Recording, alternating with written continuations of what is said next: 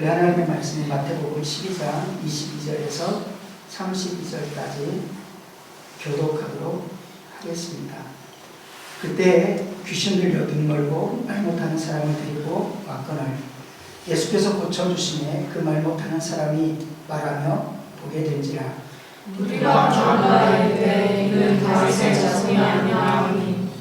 바리새인들은 듣고 이르되 이가 귀신의 왕 바알세불을 힘입지 않고는 귀신을 쫓아내지 못하느니라 하거늘 예수께서 그들의 생각을 아시고 이르시되 스스로 분쟁하는 나라마다 황폐하여야 될 것이요 스스로 분쟁하는 나라 자체가 서지 못하리라. 만일 사단을 쫓아내면 스스로 분쟁하는 것이니 그리하고야 어떻게 그의 나라가 서겠느냐. 또 내가 바알세불을 힘입어 귀신을 쫓아내면 너희의 아들들은 불을 힘입어 쫓아내느냐. 그러므로 그들이 너희의 재판관이 되리라. 그러나 내가 하나님의 성령을 힘입어 귀신을 쫓아내는 것이면 하나님의 나라가 이미 너희에게 임하였느니라. 사람이 먼저 강한 자를 경악하지 않고서야 어떻게 강한 자의 집에 들어가 그 생활을 강탈하겠느냐. 결박한 후에야 그 집을 강탈하리라. 나와 함께 아니하는 자는 나를 반대하는 자요 나와 함께 모으지 아니하는 자는 해치는 자니라. 그러므로 내가 너희에게 이르노니 사람에 대한 모든 죄와 모독은 사하심을 얻되 성령을 모독하는 것은 사하심을 얻지 못하겠고 다 함께 또 누구든지 말로 인자를 거역하면 사하심을 얻되 누구든지 말로 성령을 거역하면 이 세상과 오는 세상에서도 사하심을 얻지 못하리라. 아멘. 여러분은 가장 소중히 여기는 사람들과의 관계가 어떠합니까? 부모와 자녀의 관계가 어떠합니까? 또 형제 간의 관계가 어떠합니까? 부부 간의 관계가 어떠합니까? 우리가 영적으로 살면서 하나님께서는 우리에게 질문하십니다. 너와 나와의 관계가 어떠하냐? 예수 그리스도의 보혈을 힘입은 자 맞느냐? 그 은혜를 아느냐? 그것을 누리느냐? 나와 함께 하느냐?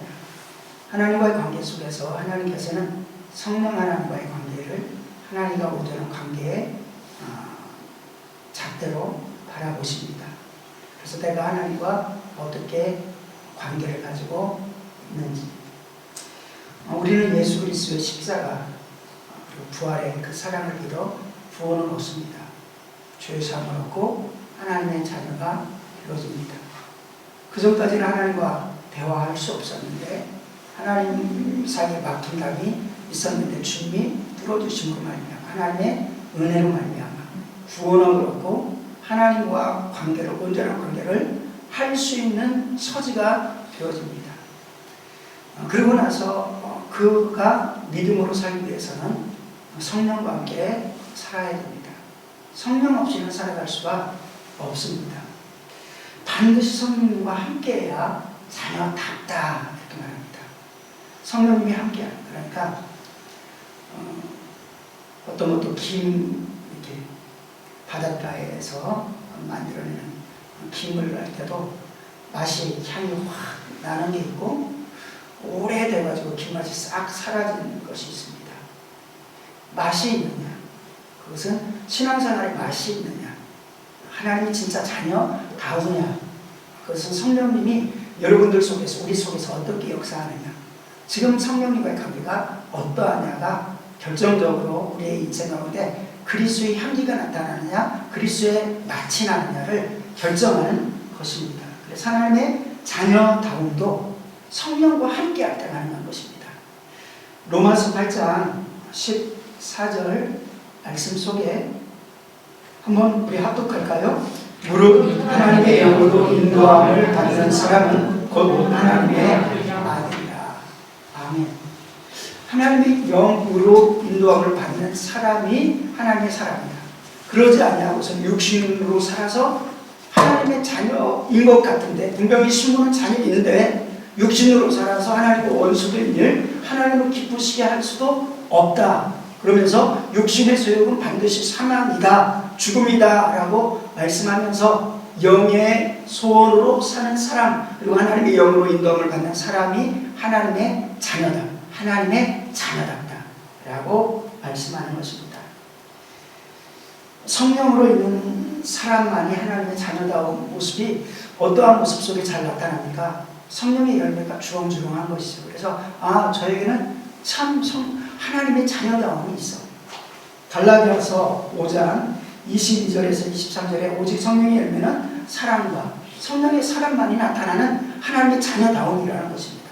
희락과 화평과 오래 참음과 자비와 양선과 충성과 온유와 절제니 이 같은 것을 금지할 법이 없느니라. 다른 그 어떤 것들은 금지해야 될 것, 절제해야 할 것들이 있지만 그러나 이것은 금지할 일이 없다라는 것입니다. 하나님의 자녀다움은 발산되면 발산될수록 귀하고 귀한 것이다. 또한 사명을 감당하는 데서도 성령님이 아니면 불가능합니다. 성령의 사람이 되어야 합니다. 그래서 예수님께서도 꼭 성령 받고 나서 사역을 해라. 지상 대명령 무엇입니까? 복음을 증거하는 일에 너는 성령을 받고 나가. 사도행전 1장 4절에 사도와 함께 모이사 그들에게 분부하여 이르시되 예루살렘을 떠나지 말고 내게서 들은 바 아버지께서 약속하신 것을 기다리라. 요한은 물로 침례를 베풀었으나 너희는 몇 날이 못되어 성령으로 침례를 받으리라 하셨느니라. 그러니까 기다려. 너희가 사명을 감당하고 너희 신앙을 세우는 데는 성령님과 함께 하는 거야. 그래서 성령으로 예수를 믿게 됩니다. 성령이 아니면 예수님을 믿을 수도 없습니다. 성령이 임하기까지는 교회와도 진정으로 예수님을 믿는 것이 아닙니다. 근데 성령으로 예수님이 깨달아지는 순간에 내 주가 얼마나 철저한지가 보여지는 것입니다. 그리고 성령에 의해서 예수님이 나를 위해서 십자가 지신 사건이 진정한 나의 것으로 인정이 되어지는 것입니다. 그리고 그것을 믿음으로 내 죄가 어떻게 사해졌는지 용서함이 나타나는 겁니다. 그 과정 가운데 통회함이 있고 자복함이 있고 그리고 하나님으로부터 용서함이 있는 것입니다. 그런데 이러한 순간에 다시금 성령의 충만이, 성령의 인도함으로 깨닫게 되지만 성령의 인도함으로 깨닫는 것과 그리고 성령이 임하는 것은 다르다는 것입니다. 우리는 성령으로 깨달음을 받는다면 성령이 내재하시는 사람이 되어야 될 줄로 믿습니다. 그가 하나님의 자녀답다. 그래서 성경 속에서는 그리고 사도들은 늘상 말합니다. 너희가 믿을 때 성령을 받았느냐? 너희가 믿을 때 성령을 받았느냐? 이적도 나타나고 능력도 나타나는데 너희가 믿을 때 성령을 받았느냐? 라고 다시금 확인하는 것입니다. 성령이 아니면 사명을 그래서 감당할 수도 없기 때문에 성령 받으라 라고 말씀합니다. 끊임없이 우리를 공격하는 사단의 역사도 귀신 들려있는 사람들을 쫓아내는 것도 오직 성령밖에는 없다고 선포하는 것입니다. 마가복음 9장 28절에서 29절 속에서는 기도 외에는 이런 유가 나갈 수 없다라고 하시고, 그리고 마태복음 12장 28절 속에서는 오늘 말씀 속에 있었던 두 분이죠. 우리 다 함께 한번 합독하도록 하겠습니다. 그러나 내가 하나님의 성령을 힘입어 귀신을 쫓아낼 것이며 하나님의 나라가 이미 너희에게 임하느니라. 아멘. 그러니까 모든 것들이 성령이 아니면 예수님은 아는데 접근하지도 못하고 성령으로서 깨닫게 되어지고 그리고 구원함을 얻고 예수님을 구주로 영접했다면 약속하신 성령을 믿어라. 그런데 성령으로서 내 죄가 사함받는 영적인 비결을 깨닫게 됩니다. 근데 내 죄는 그대로 있습니다. 이때 회개해야 되는 것입니다. 회개하는 순간에 약속하신 성령이 임하면서 놀라운 역사가 일어납니다. 그런데 불행하게도 많은 사람들이 성령님이 있음도 알지 못합니다. 성령님이 뭐야? 하나님인데 성령님이 뭐야? 깨닫지 못하는 것입니다. 오래 신앙생활 하는 이들조차도 예수님의 이름으로 권능이 나타나는 곳 속에서도 희한하죠.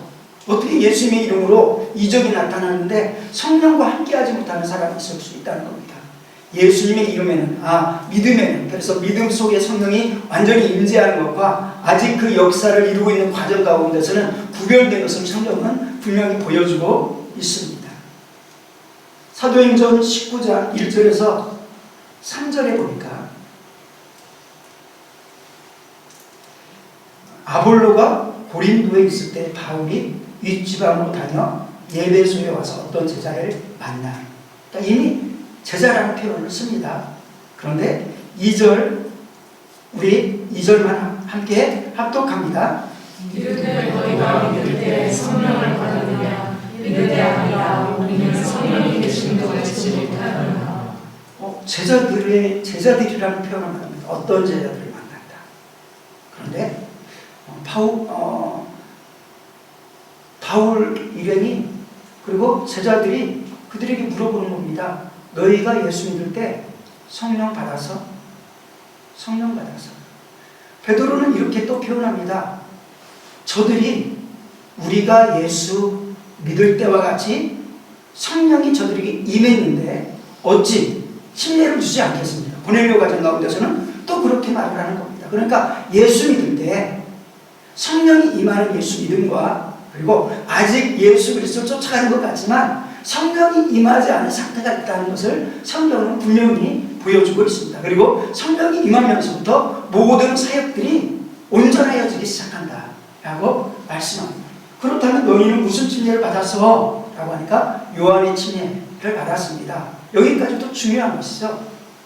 중요합니다. 그런데 성령으로 살지 않으면 불 보듯이 그 길이 뻔한 것입니다. 영적인 길을 버리고 육신의 길로 빠져서 로마서 8장 6절에 있는 말씀과 같이 육신의 생각은 사망이요 영의 생각은 생명과 평안입니다. 갈라디아서 5장 16절에서 18절에는 내가 이르노니 너희는 성령을 따라 행하라 그리하면 육체의 욕심을 이루지 아니하리라. 17절 18절 우리 합독합니다. 육체의 소욕은 성령을 거스르고 성령은 육체를 거스르나니 이 둘이 서로 대적함으로 너희가 원하는 것을 하지 못하게 하려 함이라. 너희가 만일 성령의 인도하심을 받아들면 율법 아래 있지 아니하리라. 아멘. 그러니까 그냥 교회 다니면서도 종교 생활을 넘어서서 신앙생활을 하는 것은 성령으로 이끌림을 받아야 된다라고 말씀하고 있는 것입니다.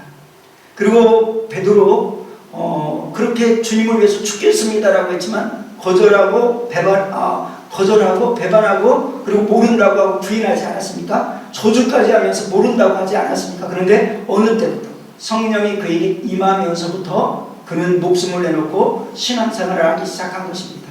세상에서는 많은 두려움이 있습니다. 이것을 하면 어떻게 할까? 저것을 하면 어떻게 할까? 이것을 빼앗기면 어떻게 할까? 그것을 넘어갈 수 있는 것은 오직 성령께서 신앙을 그리고 하나님과의 관계를 하나님과의 축복을 선명히 보여주셔서 세상에 그 모든 것들을 잃어도 하나님과의 믿음의 관계를 잃어버리지 않아야 되겠다. 성령님이 선명히 깨닫게 해주시니까 하나님이 우리에게 주신 것들이 보화로 여겨지는 것입니다. 그러니까 나머지 것들을 과감하게 때때로는 필요한 것임에도 불구하고 그것을 움켜쥐려고 영적인 것들을 놓치지 않는다는 것입니다. 그러니까 두려움을 이기고 살아가는 것이죠. 사도들은 복음을 받는 곳에서 그래서 성령이 임했는지를 다시 한번 확인하는 것입니다. 그리고 오늘 저는 여러분들에게 성령과의 그렇다는 관계는 어떠하십니까? 라고 물어보고 여러분들의 관계는 어떠합니까? 하나님과의 관계, 성령님과의 관계는 나는 어떠한가? 우리는 구원의 확신을 점검해야 됩니다. 너희가 정말 예수 그리스도를 믿음으로 믿고 있는지 그것을 점검하라고 하셨습니다. 정말 믿음인지 그리고 그 믿음이 계속 유지되는지 그리고 또 점검하라고 하시는 것입니다. 너희가 성령을 받았고 지금 성령으로 살고 있는지를 점검하라고 하시는 것입니다. 그리고 나서 바울은 성령 받지 못한 곳에 열심히 주의 일을 하고 살고 있는데도 불구하고 19장 4절 말씀에 바울이 이르되 요한이 너희에게 침례를 베풀며 백성에게 말하되 내 뒤에 오시는 이를 믿으라 하였으니 이는 곧 예수라 하거늘 그들이 듣고 주 예수 그리스도의 이름으로 침례를 받으니 이렇게 말합니다. 그러니까 요한의 진리만 알았던 그들에게 주 예수 그리스도 이름으로, 그러면서 요한이 회개의 진리, 회개를 말했던 것이죠. 너희가 죄가 있고 죄를 회개해야 돼. 요한이 회개의 진리를 말한 것이 이 예수 그리스도를 말한 거야. 내 뒤에 오시는 그분 곧 예수님이야 라고 하면서 주 예수 그리스도 이름으로 진리를 받고, 바울이 그들에게 안수함에 성령이 그들에게 임함으로 방언도 하고 예언도 하니. 그러니까 에베소 지역에 성령이 임하기 시작한 것을 볼 수가 있습니다. 그래서 이 사람들이 12사람이 되었다. 우리는 다시금 질문하고 점검해야 됩니다. 우리가 예수 믿을 때 성령을 받았습니까? 그리고 그 성령님과 함께 살고 있습니까? 성령의 충만함을 가지고 있습니까? 성령님과 친밀함을 가지고 있습니까? 우리에게는 이러한 간절함이 있었습니까? 사도행전 1장 12절에 너희는 예루살렘을 떠나지 말고 성령 받기를 힘써서 성령이 오실 때까지 너희 기도해 라고 하니까 많은 사람이 떠나갔습니다. 그런데 120문도는 끝까지 남아서 부르짖어서 온 마음으로 한 마음으로 성령님, 예수님이 약속한 성령님을 위해서 간구하고 기도했습니다. 이 모습을 보여주고 있는데 1장 12절에 보니까 12절 14절 우리 다 함께 합독합니다. 제자들이 강나무리라 하는 산으로부터 예루살렘에 돌아가니 이 산은 예루살렘에서 가까워 안식일에 가기 알맞은 길이라. 들어가 그들이 기도하는 다락방으로 올라가니 베드로, 요한, 야고보, 안드레와 빌립, 도마와 바돌로메, 마테와 및 알페오의 아들 야고보, 셀로신, 시몬, 야고보의 아들 유다가 다 거기 있어 여자들과 예수의 어머니 마리아와 예수의 아우들과 더불어 마음을 같이하여 오로지 기도에 힘쓰더라. 아멘. 이렇게 열심으로 간구하고 기도했다는 것입니다.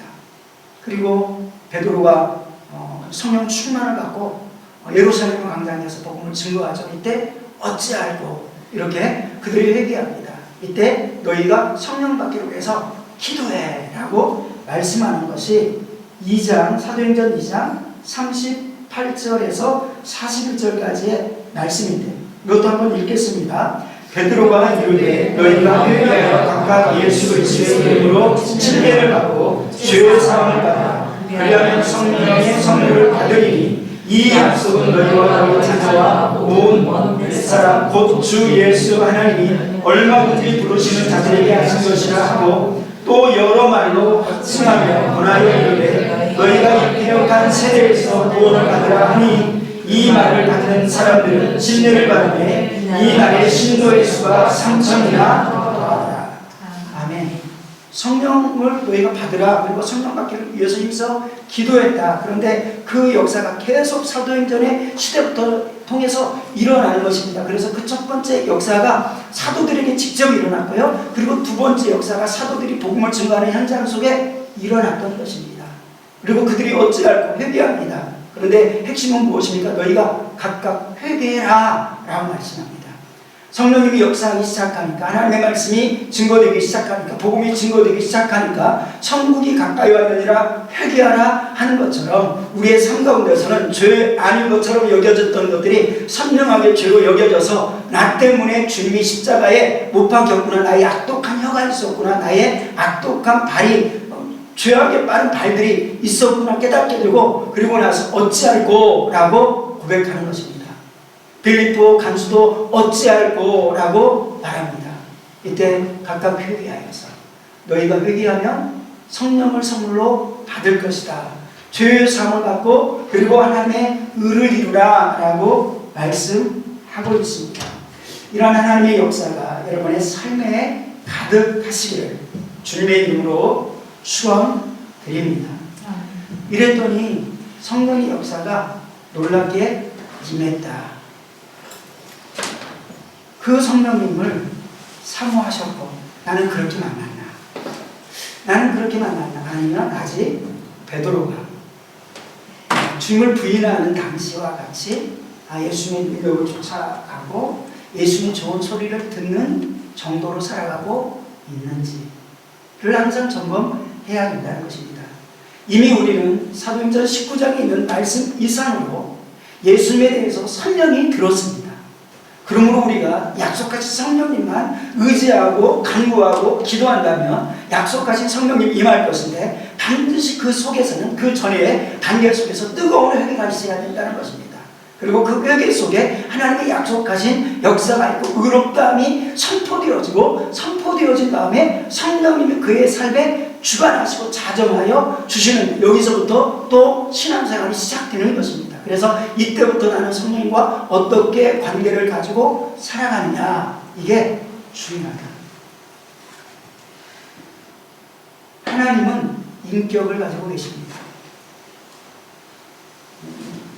누군가가 서로 간에 기분 나쁘게 하면 기분이 상하기도 하고, 또 말하기 싫기도 하고, 사랑해야 되지만 어쩔 수 없는 그런 인격이 있기 때문에 그러한 것이죠. 우리 집에 와 갔는데 그냥 핸드폰만 하고 있어. 요즘 그런 사람 많죠. 초청을 해놨는데 핸드폰만 하고 있어. 왜 불렀나? 우리 집에 오세요. 예배 좀 드려주세요. 하니까 하나님의 종으로, 하나님이 함께 왔다는 인식이 하나도 없고 그냥 구질구질하게 있고, 청소한 모습은 그래도 조금이라도 좀 흉내라도 내면은 그것도 전혀 없고, 왜 불렀나? 친구들 사이에서도 이런 모습이 있지 않습니까? 관계가 어떠한가? 관계가 어떠한가? 근데 하나님께서는 질투하신 하나님이라는 거, 인격이 있으시다. 그래서 성경 속에서는 그렇게 선명히 말씀하는 것입니다. 인격을 가지신 하나님을 알아야 됩니다. 우리의 마음이 성령이 거하시는, 우리의 마음이 성령님이 거하시는 전입니다. 성전입니다. 그리고 여기도 예배당도 되지만, 저는 감히 어떤 목사는 이 예배당 성전이라고 하면 말도 안 됩니다. 성전에 모여서 기도하자면 무식한 사람이라고 하더라고요. 그런데 저는 이건 유형, 보이는 성전, 우리의 마음속에 있는 것은 또 하나님께서 진정으로 허락하신 성전인 것을 두 가지 다 믿습니다. 그런데 우리의 마음이 중요한 것이죠. 우리의 마음이 성전이 못하면 함께하고 있는 곳이 예배당이 되지 못하고 성전이 되지 못하고, 내 아버지 집은 만민이 기도하는 집이다. 내 아버지 집이 무엇입니까? 성전인 것이죠. 그렇죠? 내 아버지 집 만민이 기도하는 집이다. 성전인 것이죠. 그런데 그 성전에서 우리가 하나님을 무시한다면, 성전에서 많은 사람들이 예배 드린다고, 제사 구약이죠. 구약 시대를 넘어가는 예수님이 오셨을 때 양을 잡고 소를 잡고 하는데, 죄를 용서함을 받고 하나님과 관계를 온전히 하고자 회개하는 마음이 하나도 없습니다. 어떻게 하면 제사를 바로 드릴까 하는 마음이 없습니다. 제사장들은 돈 어떻게 하면 많이 남겨 먹을까, 이 일에 초점이 맞춰져 있습니다. 그러니까 내 집을 강도의 구렬로 만드는 도다 하고 채찍으로 때려치시는 것입니다. 하나님의 성전에서 일어난 것입니다. 하나님의 성전을 무시하기 때문인 것입니다. 외형의 성전을 이렇게 우리는 함부로 그 의미를 퇴색시키는 것은 그 중심에 계신 하나님을 모멸하는 것과 같은 것입니다. 그리고 더 중요한 것이 있죠. 우리의 마음의 성전인 것입니다. 아무리 겉에서 호화롭고 바르고 경건의 모양이 있다 할지라도 우리 마음 가운데 진정한 성전이 이루어지지 못하면 이 교회는 헛된 교회고, 그리고 우리의 육체는 사단이 주장하는 육체가 될 뿐이라는 것을 우리는 기억해야 하는 것입니다. 고린도전서 3장 16절에서 17절, 고린도전서 3장 16절에서 17절 말씀. 인격이신 하나님을 우리가 잘 이해해야 됩니다. 합독합니다. 너희는 너희가 하나님의 성전인 것과 하나님의 성령이 너희 안에 계시는 것을 알지 못하느냐.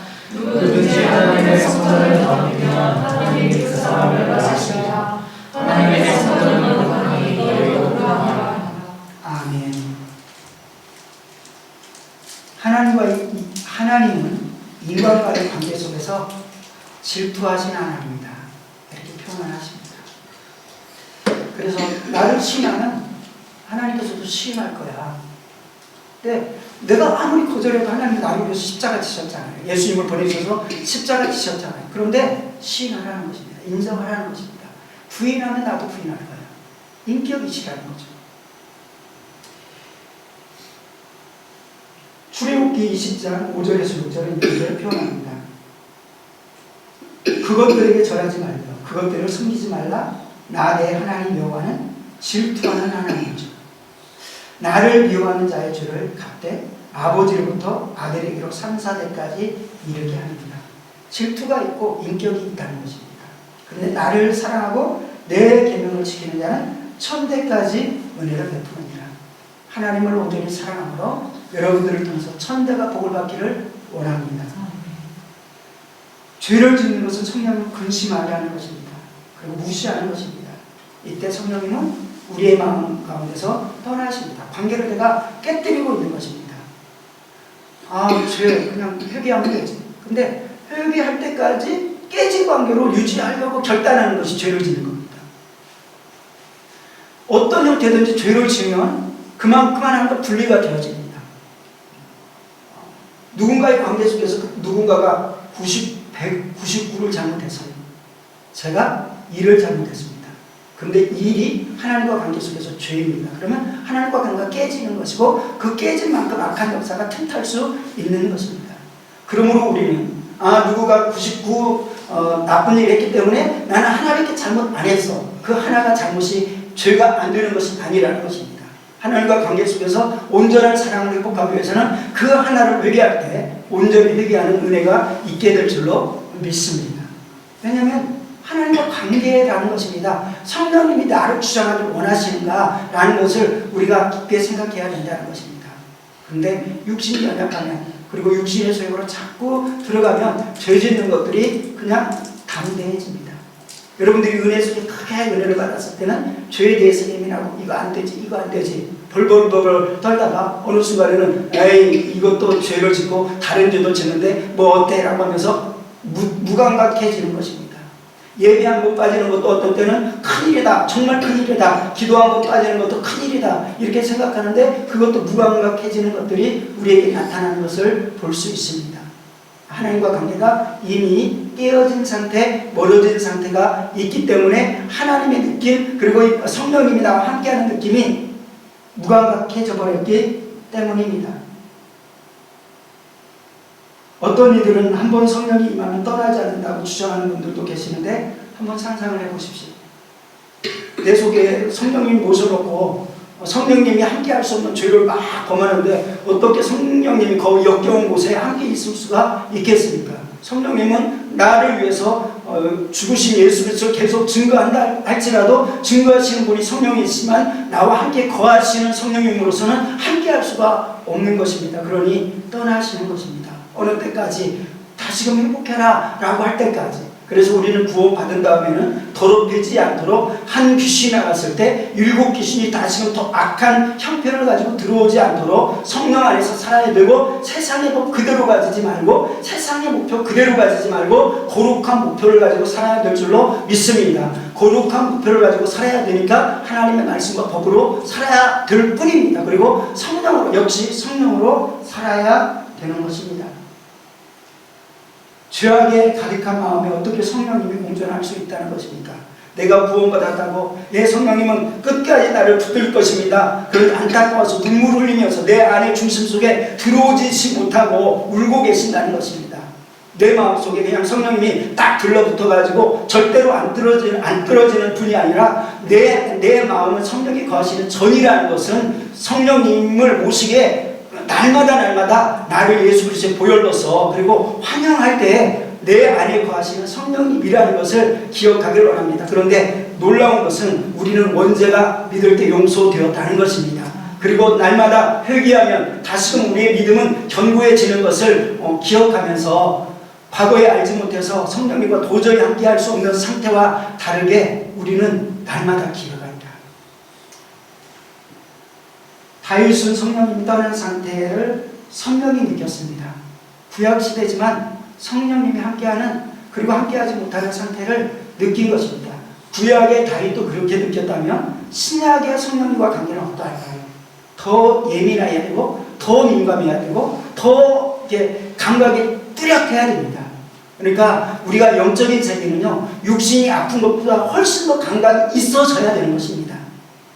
꿈속에서도 우리가 아무것도 안 하는데 거기서 고통을 당하고 하면 어떤 데는 막 살이 진짜로 비어낸 것처럼 감각이 있습니다. 그런데 영적인 깊은 세계 속에 들어갔다 또는 천국과 지옥을 경험하고 이런 세계를 느끼면은 영적인 부분의 고통이, 영적인 부분의 축복이 더 선명하게 느껴지는 것입니다. 그래서 영의 일은 그냥 막연한 것이 아니라 영적으로 예민하면 예민할수록 내 죄뿐만 아니라 다른 사람의 죄에 대해서도 아픔이 느껴지게 되는 줄로 믿습니다. 그래서 그들은 우는 것입니다. 하나님 도와주세요.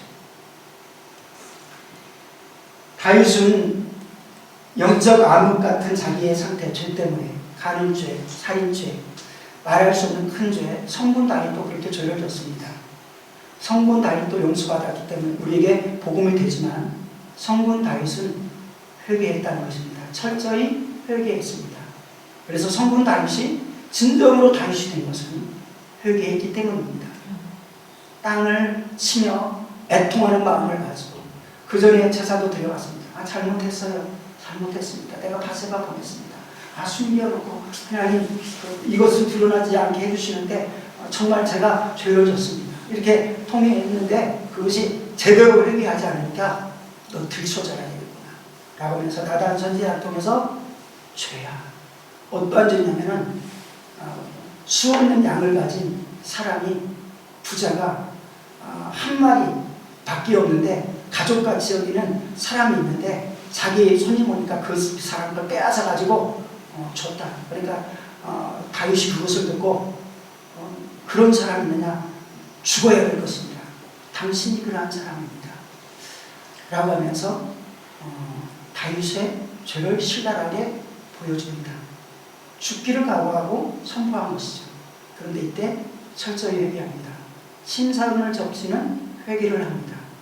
하나님께서는 하나님과의 관계가 깨지고 하나님과의 관계 속에서 구원의 기쁨, 영적인 신앙생활하는 기쁨을 상실할 때 철저한 회개를 통해서 다시금 나가기를 원하십니다. 시편 51편 10절에서 17절 말씀 큰 목소리로 합독하십니다. 시작.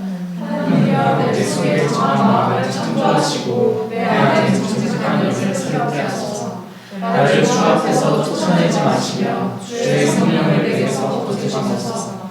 주의 구원의 즐거움을 내게 회복시켜 주시고 자원하신 심령을 주사 나를 부르소서.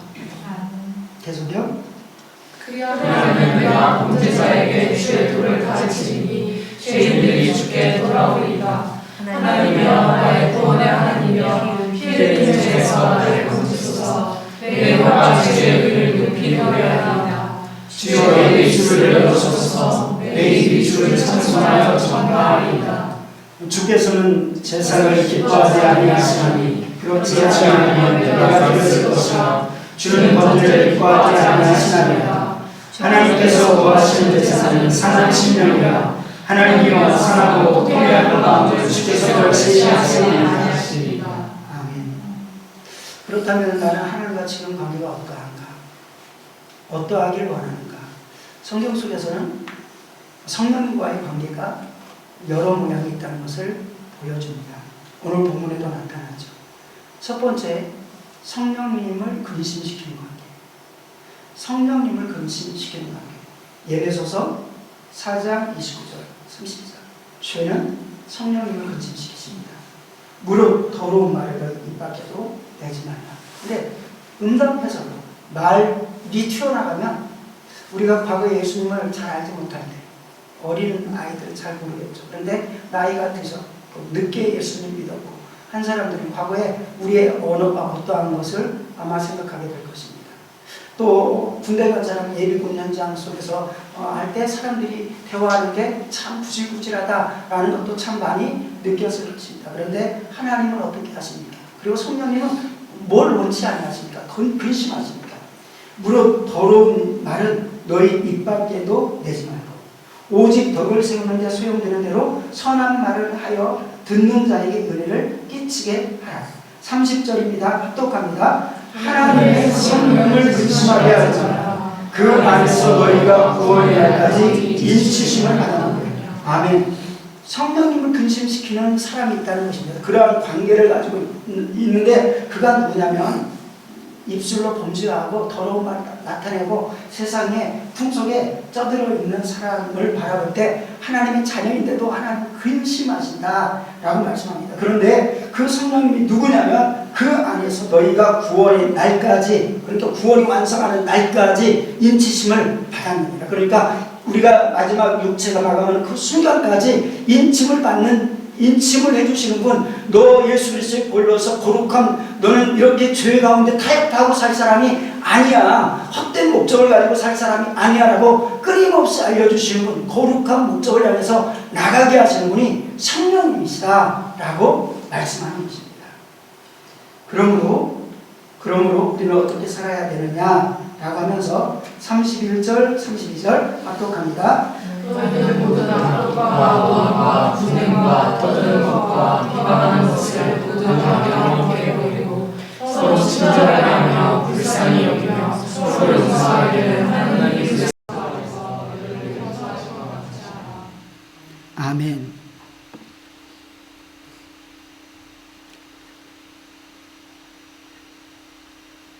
그래서 첫 번째 하나님과 관계 속에서 근심하는 관계가 있다. 두 번째 성령님과의 관계 속에서 사도행전 5장은 아나니아와 삽비라가 성령의 지시하심이 분명히 있었습니다. 그런데 또 교회 영적인 분위기도 그냥 자기 것 내 것 할 것 없이 하나님께 은혜 받아서 감사로 성령님이 지시하는 대로 그냥 100% 순종하는 그러한 때였습니다. 근데 그 가운데 또 육신의 소욕이 들어오면서 다른 사람 이렇게 열심히 하는데 나는 어떡하지 하는 그런 모습이 또 한편에서 있을 수 있고, 그리고 또 어느 부분 속에서는 분명히 하고자 하는 마음이 있지만 또 한편에서는 이게 아니야, 내 속에서는 이 마음을 주셨지만 이것까지는 아니야, 그러니까 이거 내가 다 드리겠습니다 라고 하면서 얼마는 다 감추고 하나님께 답니다 하는 것처럼 내려놓았는데, 베드로의 입술을 통해서 네가 사단이 가득하여서 하나님을 속이고, 이렇게 말씀하는 것입니다. 하나님의 영을 속이고. 그런데 그 상태가 어떠한 상태입니까? 열심히 외형적으로는 충성하고 봉사하고 큰 헌금도 하고, 그래서 어떻게 보면 사람들이 야, 신앙생활 참 저분처럼 하면 참 잘하는구나 라고도 생각할 수 있는데, 하나님이 중심을 보시는 하나님께서 아니야, 너는 나를 속이고 있어 라고 말씀하는데, 그 모양이 사단이 가득하여 이렇게 표현하고 있습니다.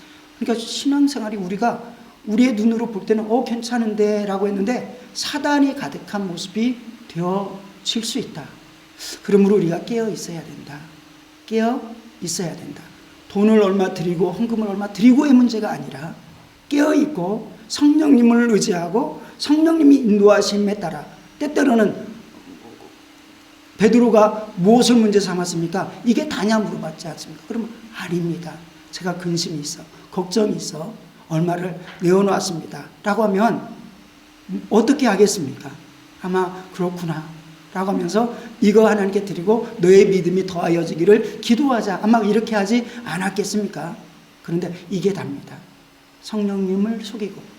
왜? 사단이 가득하여서. 이런 관계, 신앙생활을 하는 것 같은데 이런 관계로 신앙생활을 하면 이게 무슨 신앙생활이겠습니까? 그래서 신앙생활을 이렇게 측정하는데 하나님께서 내가 지금 성령님과 어떤 관계를 가지고 있지 물어보시는 것입니다.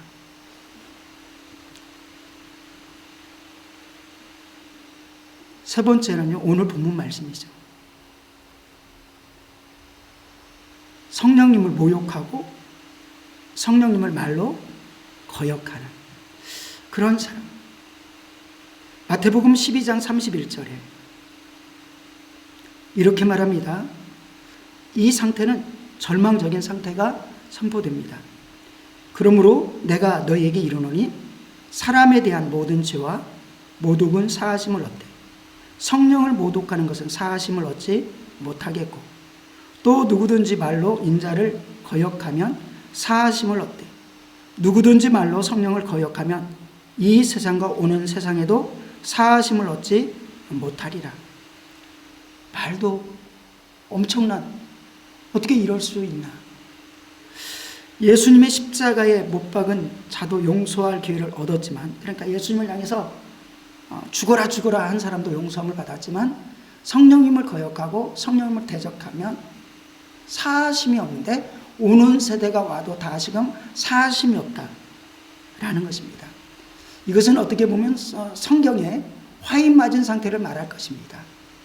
이것은 어떻게 보면 에서와 같이 회개해야 할 기회를 잃어버린 상태가 되어질 것입니다. 이것은 어떻게 보면 이사야가 너희는 들어도 듣지 못하는다 하는 그러한 상태가 되어져서 그에게는 이제는 영적인 기회조차 없는 상태가 되어질 수 있다는 것입니다. 그러므로 눈에 보이는 우리는 예수님을 욕하던 때와 다르게, 거절하던 때와 다르게 우리가 구원함을 받고 하나님의 은혜로 살고 있다면 성령님과의 관계를 온전히 소중히 여기고 성령님을 속이는 삶을 살지 아니하고 성령님과 함께하고 친밀한 삶을 살아야 될 줄로 믿습니다. 우리는 할 수 없지만 하나님의 은혜를 가지고 나아가는 것입니다. 그런데 이렇게 성령님을 거역하는 것이 어떤 일이냐면 22절에서 24절 말씀 보면은 우리 다 함께 합독합니다.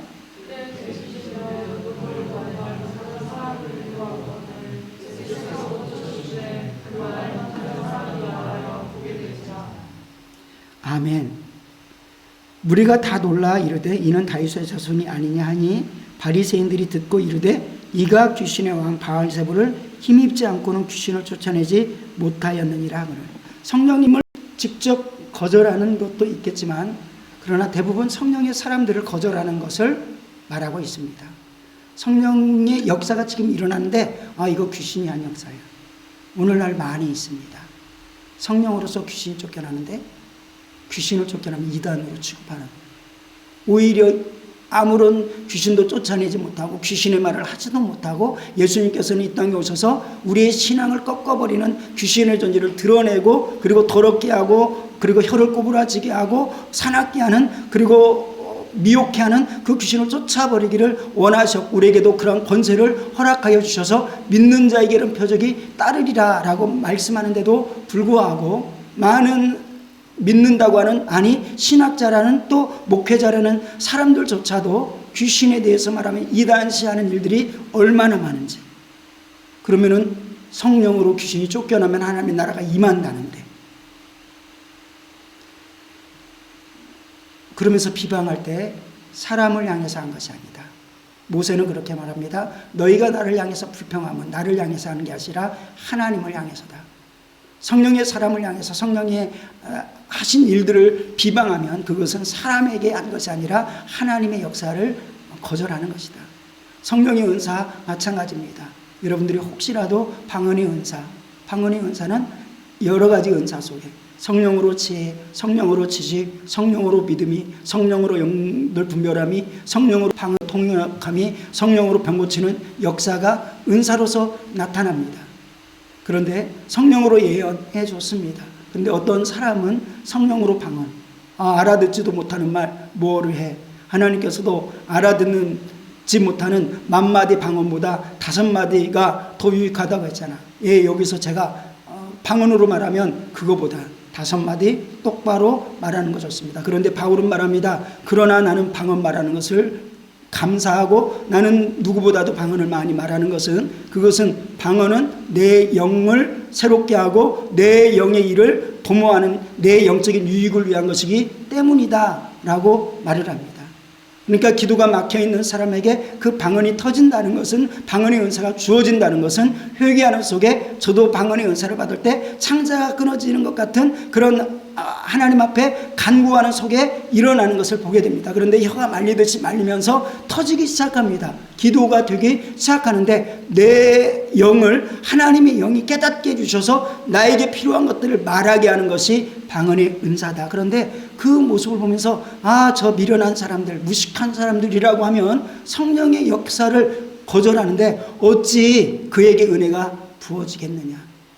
그 한 번 말했다고 그에게 영원히 사함이 없다, 이렇게 생각하지 아니합니다. 그런데 성령을 거역하는 그 단계, 지금 본문에서 말하는 성령을 거절하는 그 단계가 이르면 오는 세대가 와도 회개할 기회를 찾지 못한다. 에서가 잘못했습니다 라고 회개하지만 회개가 온전히 회개가 되지 못할 때도 있다라고 말씀합니다.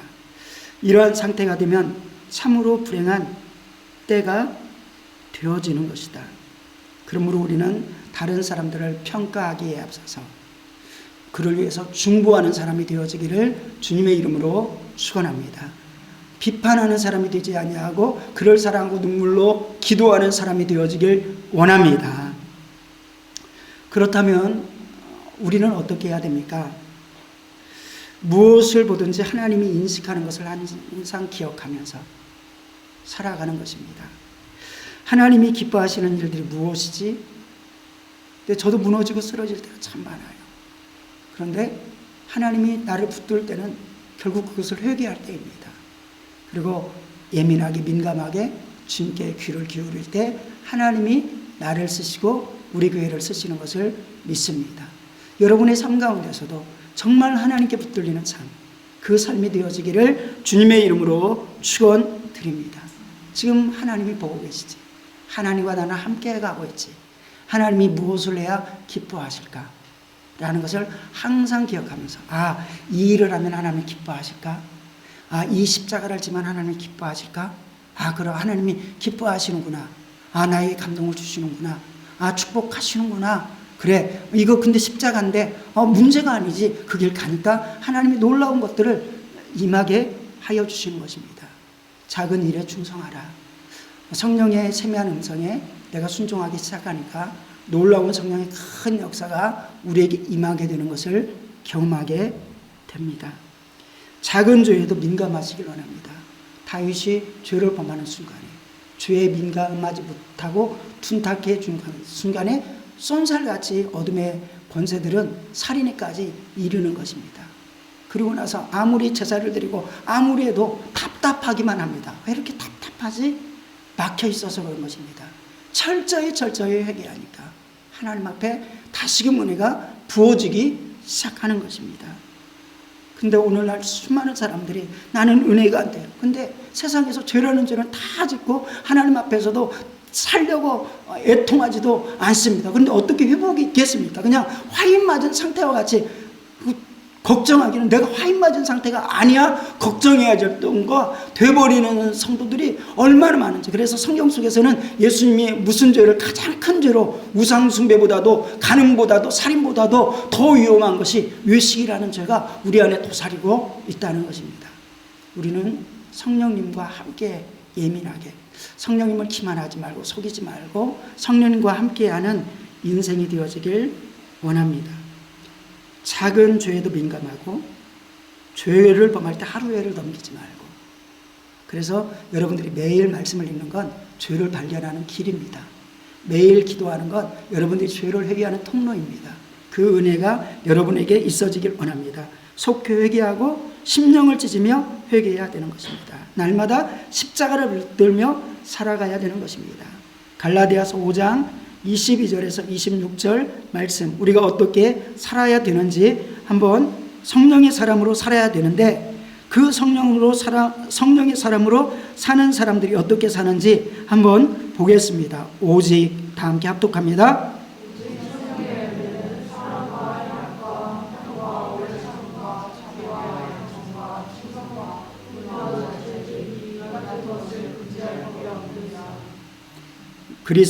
그 다음에 그리스도 예수의 사람들은 육체와 함께 그 정욕과 탐심을 십자가에 못 박았느니라. 만일 우리가 성령으로 살면 또한 성령으로 행할지니 헛된 영광을 구하지 서로 노엽게 하거나 서로 투기하지 말라. 자, 성령의 열매가 있는 사람, 성령으로 사는 사람은 24절에 그리스도 예수의 사람은 육체와 함께 그 정과 탐심을 십자가에 못 박느니라. 바울은 나는 날마다 죽노라 이렇게 표현을 자주 하죠. 그리고 25절에 보니까 이렇게 표현합니다. 만일 우리가 성령으로 살면, 성령으로 지금 살고 있다면 또 성령으로 행할지니, 성령님께서 성령의 역사를 이루게 하는 놀라운 은혜가 여러분의 끊임없이 있기를 축원합니다. 이때만이 그리스도답다라고 성경은 말합니다. 그런데 헛된 영광을 위하여 서로 노엽게 하거나 서로 투기하지 말지니라. 헛된 영광을 위하여 서로 노엽게 하거나 투기하지 말지니라. 그리고 나서 데살로니가전서 5장 15절에는 성령을 소멸치 말라. 그래서 성령과의 관계에서 또 어떤 상태가 있냐면 성령을 소멸하는 상태가 있을 수 있다. 자, 우리 다 함께 합독합니다. 시작.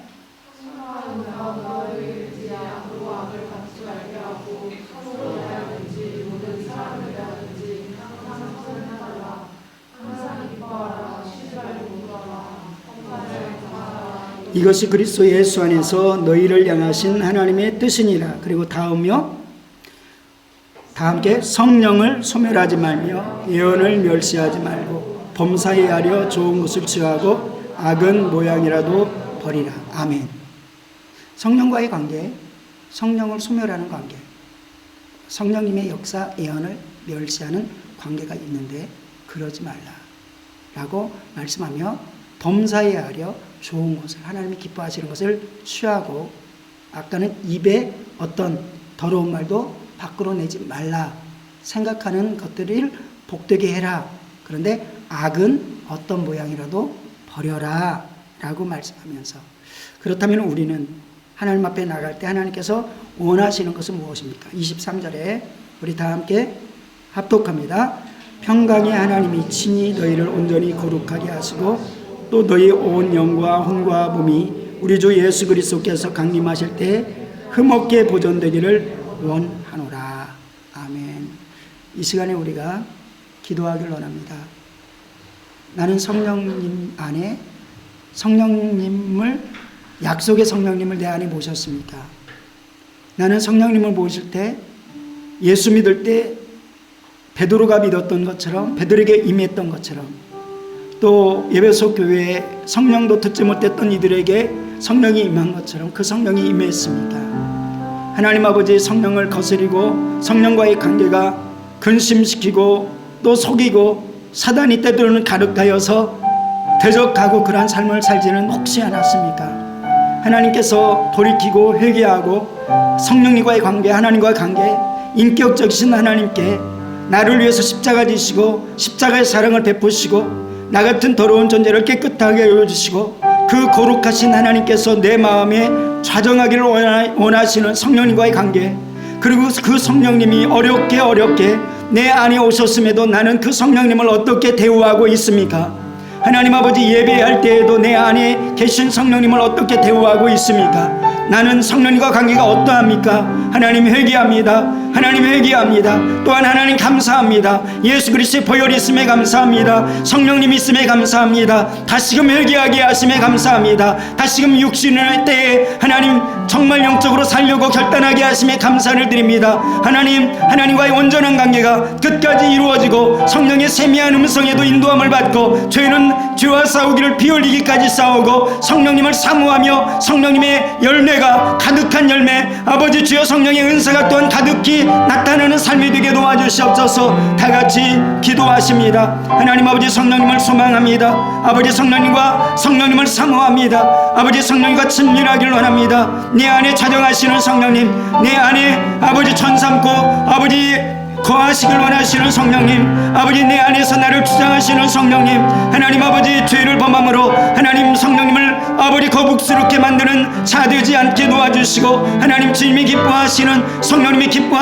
성령님이 인도하시는 바에 따라 살게 도와주시옵소서. 성령님께서 나에게 작고 세밀한 것으로 하나님 아버지 감동하고 감화를 줄 때에도 하나님 아버지 주여 순종하게 하시고 인격적인 관계를 유지하게 도와주시옵소서. 하나님 내 생각 속에 아버지 감당할 수 없는 일을 성령님께서 나에게 맡기셔도 하나님 아버지 성령님과의 관계 인격적으로 순종하게 도와주시고, 하나님 능력의 성령님을 의지하고 하나님 성령님의 아버지 권능을 의지하며 하나님 아버지 육체의 소욕을 이기고 성령으로 살게 도와주시옵소서. 육체의 소욕은 성령을 거스리고 성령께서는 아버지 우리 속에 육체의 일들을 제어하길 원하십니다. 하나님 아버지 우리 마음 가운데 아버지 영으로 살고자 하는 마음이 있습니다. 그러나 또 내 마음 가운데 아버지 육으로 살고자 하는 마음이 싸우오니 성령님 나를 주장하여 주셔서 아버지 내 영이 성령님께 순종함으로 아버지 육신의 소욕을 이기고 아버지 육신의 것들을 이기고 아버지 성령의 충만함을 가지게 도와주시옵소서. 말씀과 기도 가운데 아버지 성령이 임했고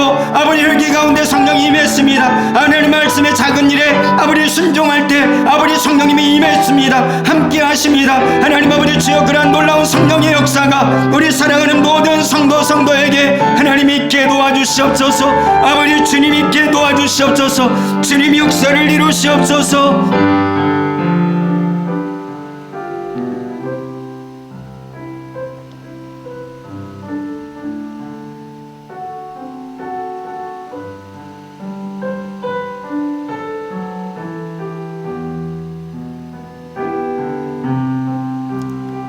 이 시간 5분 동안 더 기도하도록 하겠습니다. 성령님 의지하고 성령님 내 안에 좌정하여 주십시오.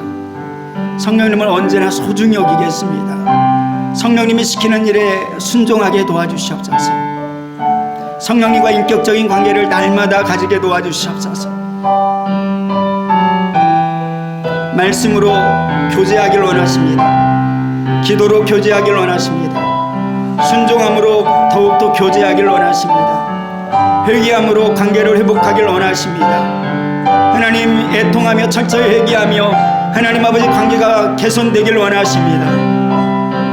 숨겨진 죄가 드러나길 원합니다. 성령님이 내 안에 좌정하지 못하는 숨겨진 죄가 드러나길 원합니다. 예수님의 아버지 이미 속죄해 주신 사해 주신 그 모든 죄악들이 하나님 아버지 내가 짓고도 회개하지 아니하고 아버지 인정하지 아니하고 죄인지 알지도 못하는 그러한 죄들이 드러나길 원합니다.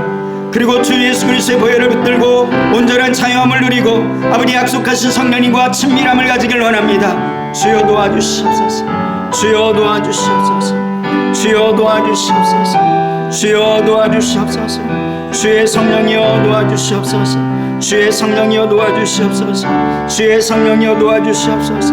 주의 성령이여 도와주시옵소서. 성령님과 함께하는 삶이 되게 도와주세요. 성령님과 함께하는 삶이 되게 도와주세요. 우리 주 성령님과 함께하는 삶이 되게 도와주세요. 아버지 성령님을 사모하며 성령님을 아버지 온전히 내 마음이 모십니다. 주의 성령이 함께하여 주시옵소서. 주의 성령이 함께하여 주시옵소서. 주의 성령이여 우리 주 예수 그리스도 아버지 그 영으로 아버지 우리 마음 가운데 자정하여 주시옵소서. 하나님 아버지 불편한 죄악된 마음속에 근심하시는 성령님, 하나님 아버지 날마다 죄가 무엇인지 성령으로 깨닫게 하시고 멀리하게 하시고 회개하게 하여 주시옵소서. 하나님 성령님께서 내 마음에 자정하여 시르고 아버지 예수 그리스도의 보혈을 깨닫게 하시고 아버지 구세주 예수 그리스도를 보여주시고 예수 그리스도의 말씀을 생각나게 하시며 아버지 진리에 대해 진리로 인도하시는 성령님, 하나님 나를 주장하여 주시길 원합니다. 아버지 어둠에 다니지 아니하고 빛 가운데 인도하시는 성령님, 아버지 나를 주장하여 주시길 원합니다. 주의 성령이여 나를 붙들어 주시옵소서. 주의 성령이여 나를 붙들어 주시옵소서. 아버지 우리 교회 가운데 아버지 주여 예수 그리스도의 십자가가 아버지 성령으로 선명히 드러나게 도와주시옵소서. 아버지 부활의 역사가 아버지 성령 안에서 드러나게 도와주시옵소서. 하나님 아버지 영적인 아버지 자유와 아버지 영적인 축복이 성령 안에서 온전히 깨달아지게 도와주시옵소서. 성령이 아니고서는 예수 그리스도를 알 수 없고 성령이 아니고서는 예수 그리스도를 주라 시인할 수도 없으며 아버지 성령이 아니고서는 하나님께서 우리에게 주신 축복을 볼 수도 없습니다. 아버지 육신으로 살아갈 수밖에 없습니다. 하나님 아버지 주여 우리가 예수 그리스도의 십자가를 성령으로 알았는지 하나님 아버지 또한 예수 그리스도의 부활을 성령으로 알았는지 아버지 다시 오실 예수 그리스도를 성령으로 알았는지 하나님 아버지 우리에게 상급 주시는 재림의 주를 성령으로 알았는지 하나님 아버지 주여 성령님 우리를 아버지 주여 강권하여 주시옵소서. 아버지 강권하여 주시옵소서. 아버지 강권하여 주시옵소서.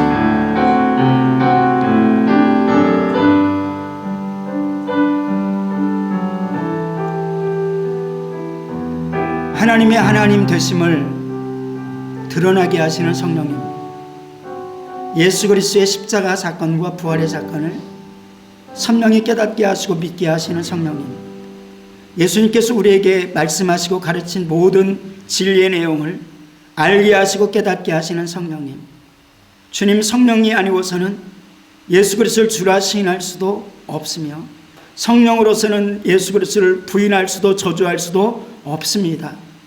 성령으로서는 하나님 어둠의 권세가 무너지지만 성령이 아니고서는 귀신이 쫓겨나지 아니합니다. 성령이 아니고서는 전도하지 못하고 영혼을 살리지도 못합니다.